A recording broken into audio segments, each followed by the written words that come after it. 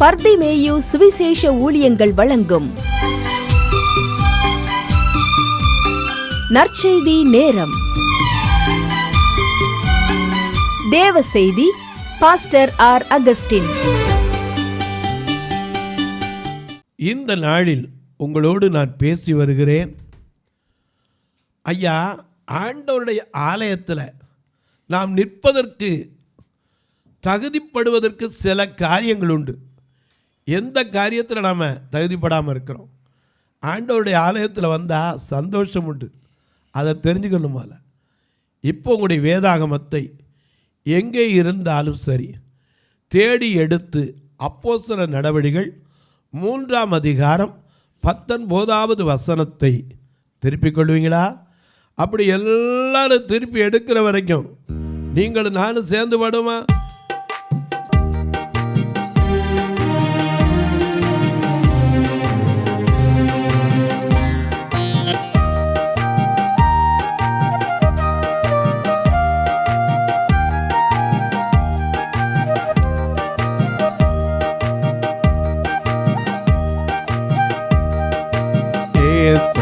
ராஜா வந்திருக்கிறார், எல்லோரும் கொண்டாடுவோம், கைதட்டி நாம் பாடுவோம். இயேசு ராஜா வந்திருக்கிறார், எல்லோரும் கொண்டாடுவோம்.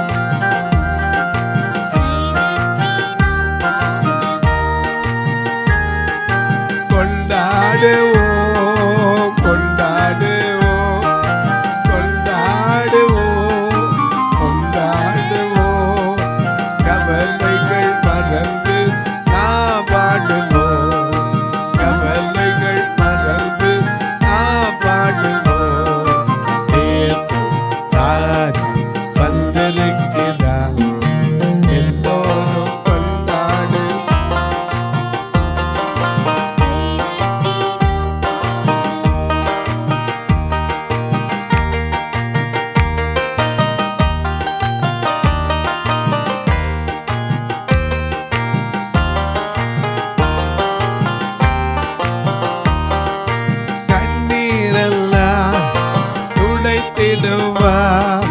கரம் பிடித்து நடத்திடுவா, கண்ணீரெல்லாம் துடைத்திடுவா, கரம் பிடித்து நடத்திடுவா, எண்ணம் எல்லாம் தேக்கம் எல்லாம் இல்லை நிறைவேற்றுவா, எண்ணம் எல்லாம் நிறைவேற்றுவா. கொண்டாடுவோம், கொண்டாடுவோம், கொண்டாடுவோம், கொண்டாடுவோம், கவலைகள் மறந்து நாம் வாடுவோம், கவலைகள் மறந்து நாம் வாடுவோம். இயேசு ராஜா வந்திருக்கிறார், எல்லோரும் கொண்டாடுவோம், கைதட்டி நாம் பாடுவோம். நோய்களெல்லாம் நீக்கிடுவா, நொடி பொழுதில் சுகம் தருவா, நோய்களெல்லாம் நீக்கிடுவா, நொடி பொழுதில் சுகம் தருவா.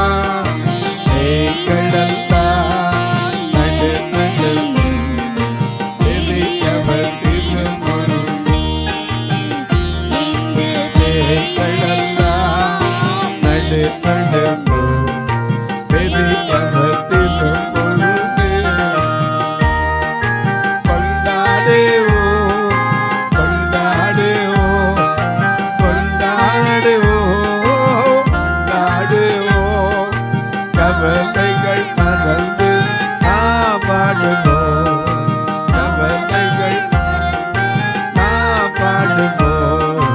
இயேசு ராஜா வந்திருக்கிறார், எல்லோரும் கொண்டாடுவோம்.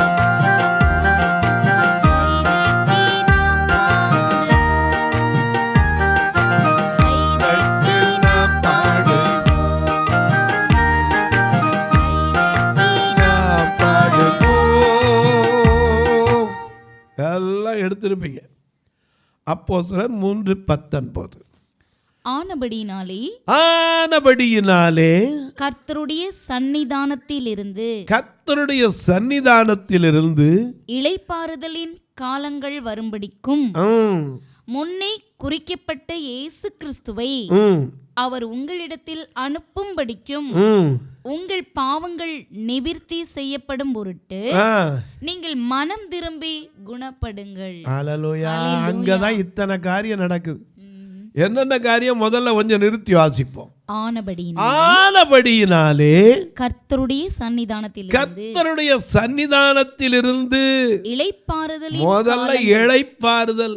ஏன்னா அவரே சொன்னார், வருத்தப்பட்டு பாரம் சுமக்கிறவர்களே, வருத்தப்பட்டு பாரங்கள் சுமக்கின்ற மகனே, வருத்தப்பட்டு பாரங்கள் சுமக்கின்ற மகனே, வருவாயா இயேசு உனக்கு வாழ்வு தந்திடுவார், நீ வருவாயா இயேசு உனக்கு வாழ்வு தந்திடுவார்.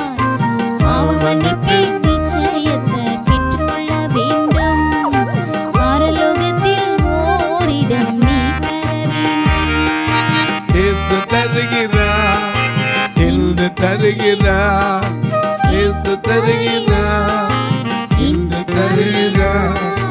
அதற்காகத்தான் சிலுவையிலே ரத்தம் சிந்தி விட்டார், அதற்காகத்தான் சிலுவையிலே ரத்தம் சிந்தி விட்டார். பாவ மன்னிப்பில் நிச்சயம் பெற்றுக்கொள்ள வேண்டும். பரலோகத்தில் நீ பெற வேண்டும். முதலாய் தேவனுக்கு உகந்தது தேடு, முதலாய் தேவனுக்கு உகந்தது தேடு. அது எல்லாமே அவர் உனக்கு, எல்லாமே அவர் உனக்கு. பாவ மன்னிப்பில் பெற்றுக்கொள்ள வேண்டும், நீ பெற வேண்டும். வருத்தப்பட்டு பாரம் சுமக்கிறவர்களே, நீங்கள் எல்லாரும் என்னிடத்தில் வாருங்கள், நான் உங்களுக்கு இளைப்பாறுதல் தருகிற தேவன். அவர் கூட இருந்தார்னா எத்தனை காத்து வீசினாலும் கடல் கொந்தளிச்சாலும் கப்பல் மூழ்காது. ஆமா, விசுவாச கப்பல் ஒன்று, விசுவாச கப்பல் ஒன்று செல்லுகின்றது. புயல் வந்த போதும் தென்றல் வீசும் போதும் அசையாமல் செல்கின்றது. கர்த்தரை நோக்கி, கர்த்தரை நோக்கி விசுவாச கப்பல் ஒன்று செல்லுகின்றது. புயல் வந்த போதும் தென்றல் வீசும் போதும் அசையாமல் செல்கின்றது. விசுவாச கப்பல் மூழ்காதுங்க. ஏன்னா இளைப்பாறுதல் தர கூடத்தானே இருக்காரு. மத்தேயு 14ஆம் அதிகாரத்தில் வாசிக்கிறோம், இயேசு கிறிஸ்து ஒரு சமயத்தில் படகுல ஏறினார். சீசரெல்லாம் என்ன பண்ணாங்க, துடுப்பு வலிச்சாங்க.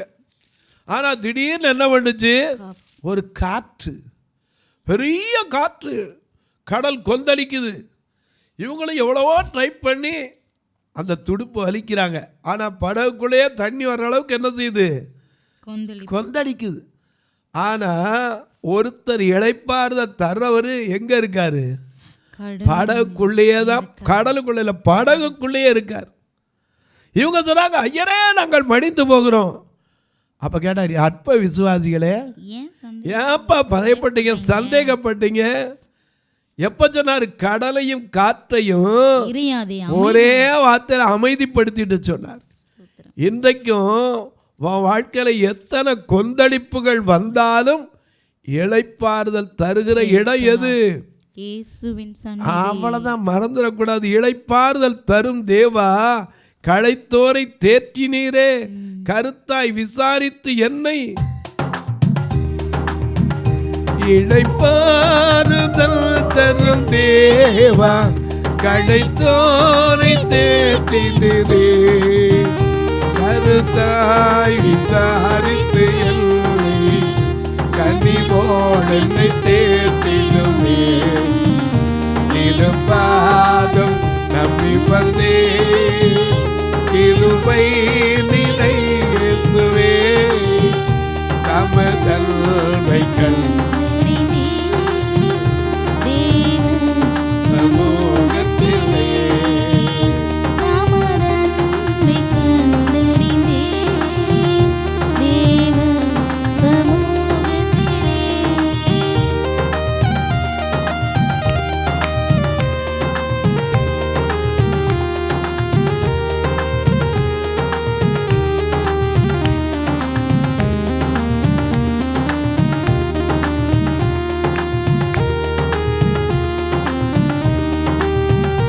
என்னை நோக்கி கூப்பிடுகிறீ எந்த துன்ப நேரத்திலும் என்னை நோக்கி கூப்பிடுகிறீ எந்த நிந்தை நேரிலும் உமக்காக யாவும் சகிப்பே உமதே பல நீர்ந்திடுமே உமக்காக யாவும் சகிப்பே உமதே பல நீர்ந்திடுமே திருப்பாதம் நம்பி வந்தே கிருபை நிறை இயேசுவே தமதல்வைகள் அடைந்தே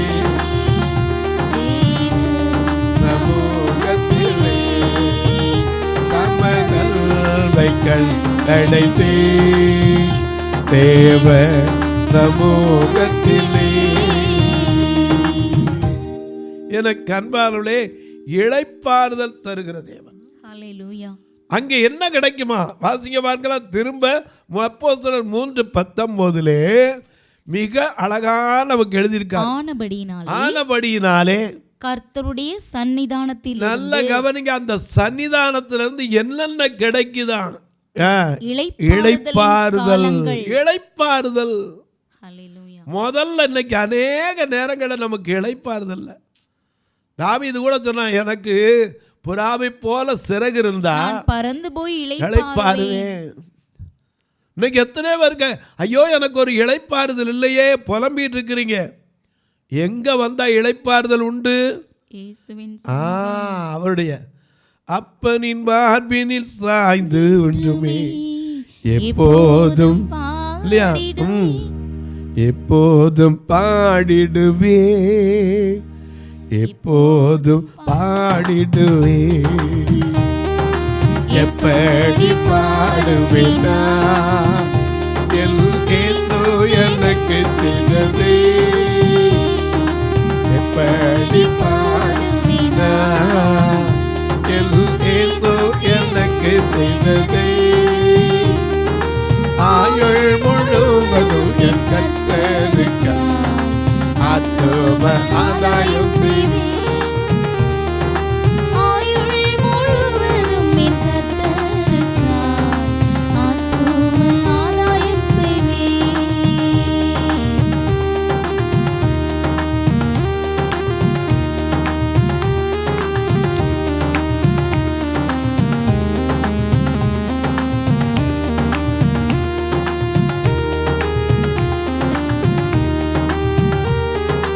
எப்பக்கம் நெருக்கப்பட்டோ ஒழுங்கி நான் போவதில்லை, எப்பக்கம் நெருக்கப்பட்டோ ஒழுங்கி நான் போவதில்லை. அப்பனின் மார்பினில் சாய்ந்தெஞ்சமே, அப்பனின் மார்பினில் சாய்ந்தெஞ்சமே எப்போதும் பாடிடுவே, எப்போதும் பாடிடுவே. எப்படி பாடுவேனா எனக்கு செய்ததை. ஆயுள் முழுவதும் என் கர்த்தருக்கு ஆத்தும ஆதாயம் செய்வேன்.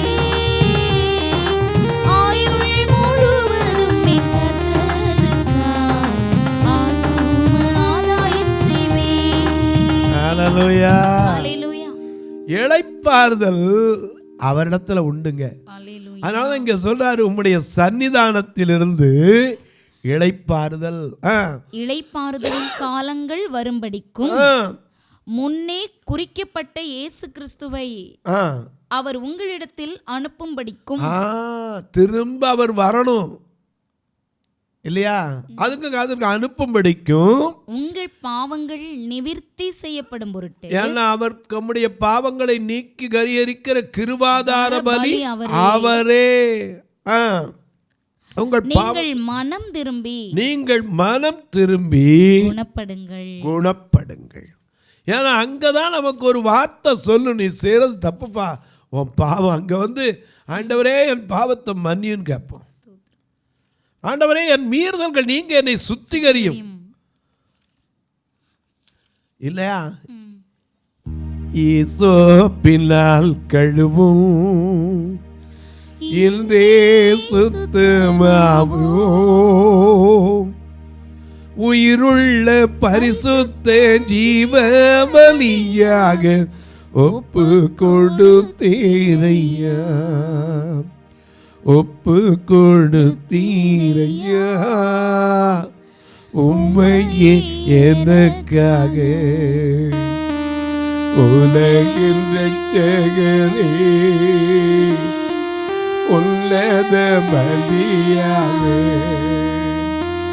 மகிமை மகிமை மாட்சிமை மாறா நேசருக்கே,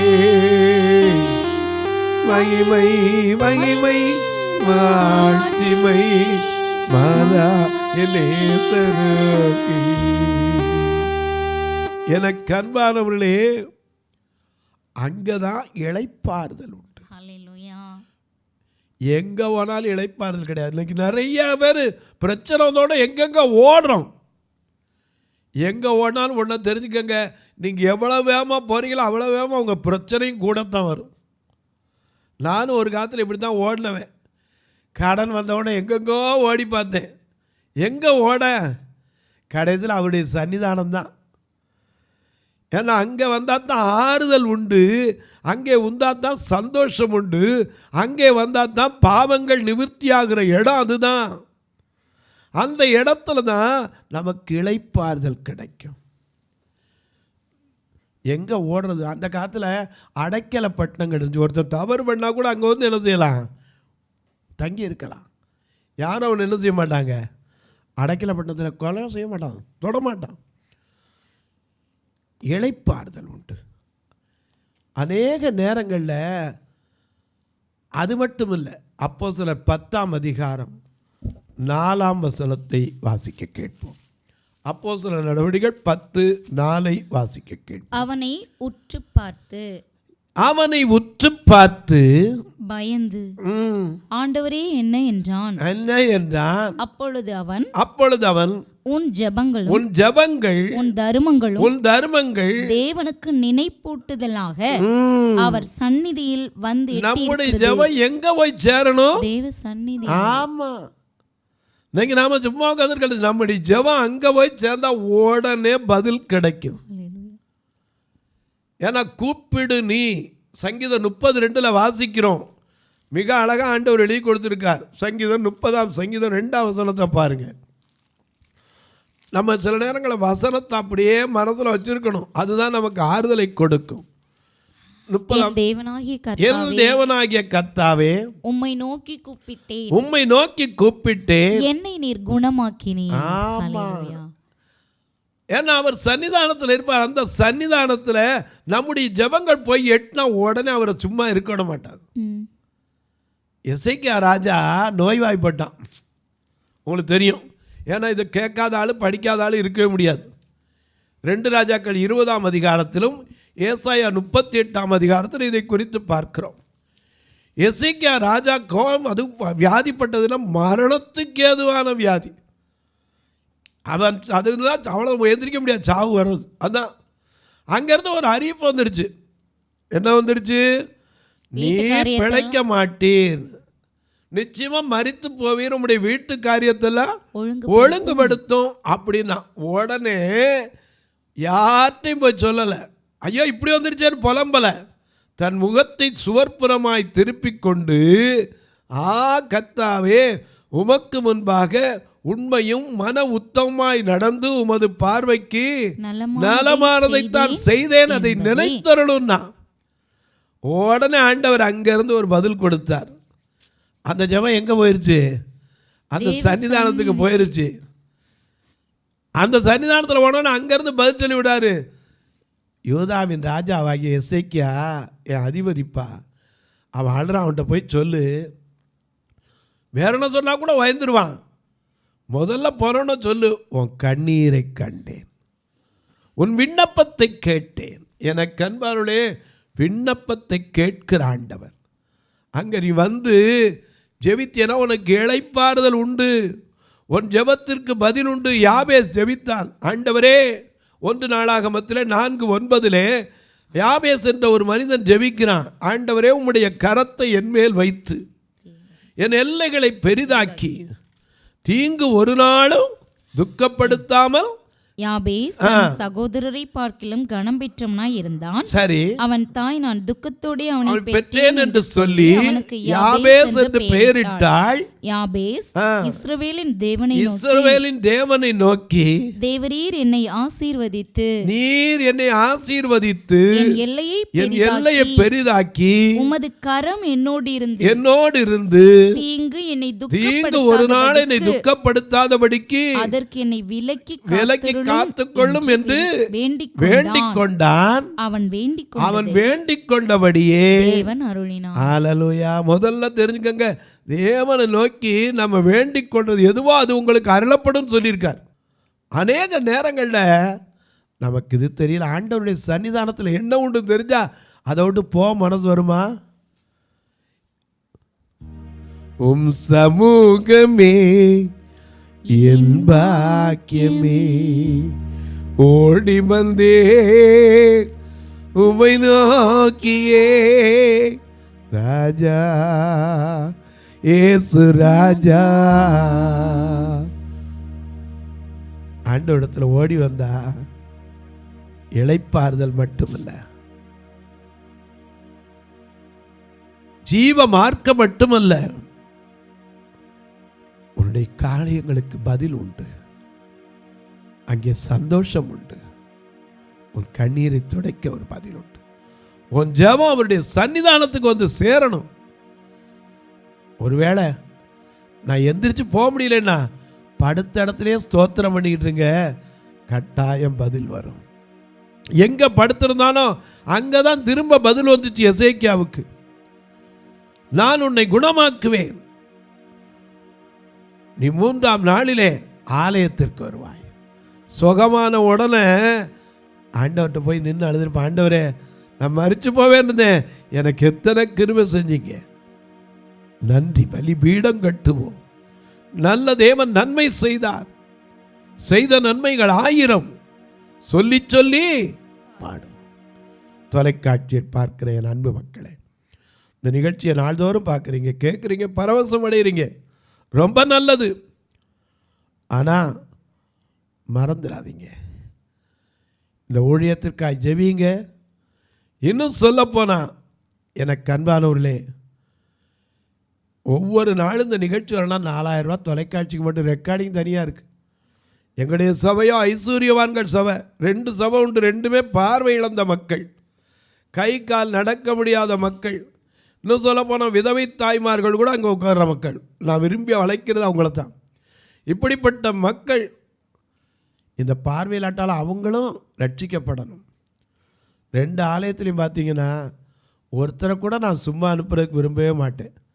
அன்றைக்கி ஒருத்தர் கேட்டார், இவ்வளோ செய்கிறீங்களே நீங்கள் ஏன் அதை வீடியோவில் காட்டக்கூடாது?